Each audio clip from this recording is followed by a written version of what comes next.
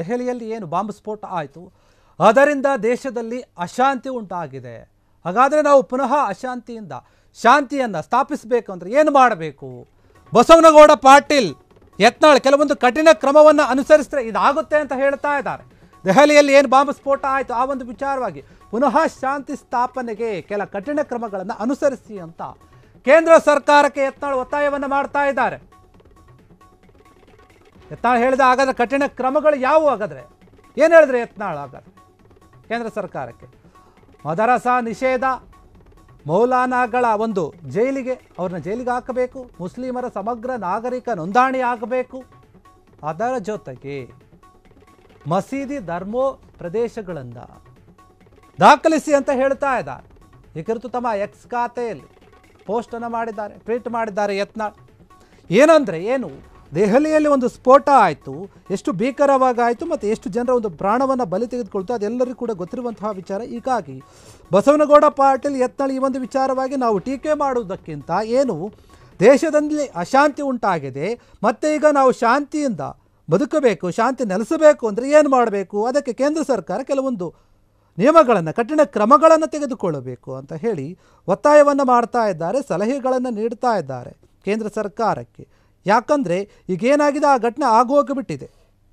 ಈಗ ನೀವೇನು ಮಾಡಬೇಕು ಅನ್ನೋದನ್ನು ಹೇಳ್ತಾ ಇದ್ದಾರೆ. ಹಾಗಾದರೆ ಏನು ಹೇಳಿದ್ರು ಬಸವನಗೌಡ ಯತ್ನಾಳ್ ಪಾಟೀಲ್? ನೋಡಿ, ಹೇಳ್ತಾ ಇದ್ದಾರೆ, ಮಕ್ಕಳನ್ನು ತೀವ್ರಗಾಮಿಗಳಾಗಿ ಪರಿವರ್ತಿಸುವಂತಹ ಎಲ್ಲ ಮದರಸಗಳನ್ನು ನಿಷೇಧ ಮಾಡಬೇಕು, ಭಾರತದ ವಿರೋಧಿ ಸಿದ್ಧಾಂತಗಳನ್ನು ಬೋಧಿಸುವಂತಹ ಒಂದು ಮೌಲಾನಾಗಳನ್ನು ನಿರ್ದಯವಾಗಿ ಜೈಲಿಗೆ ಹಾಕಬೇಕು, ಪತ್ರಕರ್ತರು, ರಾಜಕಾರಣಿಗಳು, ಸಾಹಿತಿಗಳು ಸೇರಿದಂತೆ ಭಯೋತ್ಪಾದಕರು ಮತ್ತು ಅವರ ಒಂದು ಪರಿಸರ ವ್ಯವಸ್ಥೆಯ ವಿರುದ್ಧ ಮೃದು ನಿಲುವನ್ನು ಹೊಂದುವಂತಹ ಒಂದು ವಿರುದ್ಧ 24 ಗಂಟೆಗಳ ಕಾಲ ನೀವು 24x7 ಕಣ್ಗಾಲುಗಳನ್ನು ಹಾಕಬೇಕು ಅಂತ ಹೇಳ್ತಾ ಇದ್ದಾರೆ. ಅದರ ಜೊತೆಗೆ ಪಾಕಿಸ್ತಾನಿ ನಿರೂಪಣೆಯನ್ನು ಪ್ರಚಾರ ಮಾಡುವವರ ಒಂದು ಸಾಮಾಜಿಕ ಮಾಧ್ಯಮಗಳ ಖಾತೆಗಳನ್ನು ಡಿಲೀಟ್ ಮಾಡಬೇಕು, ಮುಸ್ಲಿಮರಿಗೆ ಸಮಗ್ರ ನಾಗರಿಕ ಒಂದು ನೋಂದಣಿಯನ್ನು ಮಾಡಿಸಬೇಕು, ಮಸೀದಿ ಧರ್ಮೋ ಪ್ರದೇಶಗಳನ್ನು ದಾಖಲಿಸಬೇಕು, ದೇಶಗಳಲ್ಲಿ ನೆಲೆಸಿರುವ ಆಧಾರ ಏನಿದೆ ಕೆಲವರು ಅದನ್ನು ತಗೊಳ್ಕೊಳ್ಬೇಕು, ಮತ್ತು ಭಾರತ ವಿರೋಧಿ ನೀತಿಗಳನ್ನು ಬೆಂಬಲಿಸುವ ಮತ್ತು ಪ್ರಚಾರ ಮಾಡುವಂಥ ಒಂದು ಭಾರತೀಯ OCI ಕಾರ್ಡ್ಗಳನ್ನು ರದ್ದುಗೊಳಿಸಬೇಕು, ಭಾರತದ ವಿರೋಧಿ ನೀತಿಯನ್ನು ಬೆಂಬಲಿಸುವ ಅಥವಾ ಪ್ರಚಾರ ಮಾಡುವಂತಹ ಒಂದು NGOಗಳು ಮತ್ತು ಕಾರ್ಪೊರೇಟ್ ಪರವಾನಗಿಗಳನ್ನು ಕೂಡ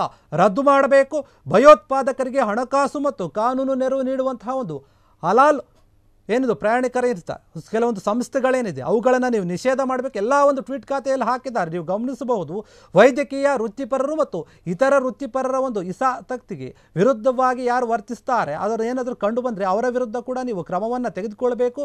ಭಯೋತ್ಪಾದಕರು ಮತ್ತು ಅವರ ಸ್ಲೀಪರ್ ಸೆಲ್ಗಳೇನಿದೆ, ಆಶ್ರಯ ನೀಡುವಂಥ ಒಂದು ಕಟ್ಟಡಗಳು ಅವನ್ನು ಕೆಡವಬೇಕು, ಧ್ವಂಸಗೊಳಿಸಬೇಕು ಅಂತ ಹೇಳ್ತಾ ಇದ್ದಾರೆ. ಆಧಾರ್ ಕಾರ್ಡ್ಗಳನ್ನು ಪಡೆಯುವ ವ್ಯವಸ್ಥೆಯನ್ನು ಬಲಪಡಿಸಬೇಕು, ಅದರಲ್ಲೂ ಕೂಡ ಲೋಪದೋಷಗಳು ಎದ್ದು ಬರ್ತಾ ಇದೆ. ಮತ್ತು ಭಾರತದ ವಿರೋಧಿ ಘೋಷಣೆಗಳು ಅಥವಾ ರ್ಯಾಲಿಗಳು, ಅಭಿಯಾನಗಳು, ಆನ್ಲೈನ್ ದ್ವೇಷ ಇತ್ಯಾದಿಗಳು ಏನಿದ್ದಾವೆ ಅವೆಲ್ಲವನ್ನು ಕೂಡ ವಿದ್ಯಾರ್ಥಿಗಳು ಯಾರು ಮಾಡ್ತಾ ಇದ್ದಾರೆ ಅವರ ವಿರುದ್ಧ ನಿರ್ದಯವಾಗಿ ಕ್ರಮವನ್ನು ಕೂಡ ತೆಗೆದುಕೊಳ್ಳಬೇಕು. ಮತ್ತು ಶತ್ರು ನಿಮ್ಮ ಮೇಲೆ ಮೈ ಮೇಲೆ ಅಥವಾ ಸಾಧಿಸುವಂಥ ಒಂದು ಕೆಲವೊಂದು ಕಠಿಣ ಕ್ರಮಗಳೇನಿರುತ್ತೆ ಅವರೇನಾದರೂ ಅದು ಒಂದು ಗಮನಕ್ಕೆ ನಮ್ಮ ಬಂದರೆ ಕೂಡಲೇ ಅದ್ರ ಬಗ್ಗೆ ನಾವು ಕಿವಿ ಕೊಡಬೇಕು ಮತ್ತು ಕ್ರಮವನ್ನು ಕೂಡ ತೆಗೆದುಕೊಂಡು ಈ ರೀತಿಯಾದಂಥ ಕೆಲವೊಂದು ಕಠಿಣವಾದಂತಹ ಒಂದು ಕ್ರಮಗಳನ್ನು ನಾವೇನಾದರೂ ತೆಗೆದುಕೊಂಡ್ರೆ, ಕೇಂದ್ರ ಸರ್ಕಾರ ತೆಗೆದುಕೊಂಡ್ರೆ ನಿಜಕ್ಕೂ ಕೂಡ ಈಗ ಏನು ಅಶಾಂತಿ ಉಂಟಾಗಿದೆ ನಾವು ಪುನಃ ಶಾಂತಿಯನ್ನು ಸ್ಥಾಪನೆ ಮಾಡ್ಬೋದು. ಅದು ಈ ರೀತಿಯ ಒಂದು ಕ್ರಮಗಳನ್ನು ತೆಗೆದುಕೊಂಡ್ರೆ ಮಾತ್ರ ಸಾಧ್ಯ ಆಗುತ್ತೆ ಅಂತ ಬಸವನಗೌಡ ಪಾಟೀಲ್ ಯತ್ನಾಳ್ ಹೇಳಿರುವಂಥದ್ದು ಅವರ ಒಂದು ಟ್ವೀಟ್ ಖಾತೆಯಲ್ಲಿ ಟ್ವೀಟ್ ಮಾಡಿ ಹೇಳ್ತಾ ಇದ್ದಾರೆ. ಸರ್ಕಾರಕ್ಕೆ ಸಲಹೆ, ಒತ್ತಾಯ ಎಲ್ಲವನ್ನು ಕೂಡ ಮಾಡ್ತಾ ಇದ್ದಾರೆ ಬಸವನಗೌಡ ಪಾಟೀಲ್ ಯತ್ನಾಳ್. ಯಾಕಂತಂದರೆ ಈಗ ಏನಾಗಿದೆ, ದೆಹಲಿಯಲ್ಲಿ ಆಗಿರುವಂಥ ಒಂದು ಬಾಂಬ್ ಸ್ಫೋಟದಿಂದ ಇಡೀ ದೇಶವೇ ಭಯದಲ್ಲಿ ಮುಳುಗಿ ಹೋಗಿದೆ, ಅಶಾಂತಿ ಉಂಟಾಗಿದೆ. ಹೀಗಾಗಿ ಶಾಂತಿ ಬರಬೇಕಂದ್ರೆ ನೀವು ಈ ರೀತಿಯಾಗಿ ಕ್ರಮಗಳನ್ನು ಅನುಸರಿಸಿ ಅಂತ ಹೇಳ್ತಾ ಇದ್ದಾರೆ. ಕ್ಷಣ ಕ್ಷಣದ ಸುದ್ದಿಗಳಿಗಾಗಿ ಫ್ರೀಡಂ ಟಿವಿ ಸಬ್ಸ್ಕ್ರೈಬ್ ಮಾಡಿ, ಲೈಕ್ ಮಾಡಿ ಹಾಗೂ ಫಾಲೋ ಮಾಡಿ. ಹೊಸ ಸುದ್ದಿಗಳ ನೋಟಿಫಿಕೇಶನ್ಗಾಗಿ ಬೆಲ್ ಐಕಾನ್ ಮೇಲೆ ಕ್ಲಿಕ್ ಮಾಡಿ.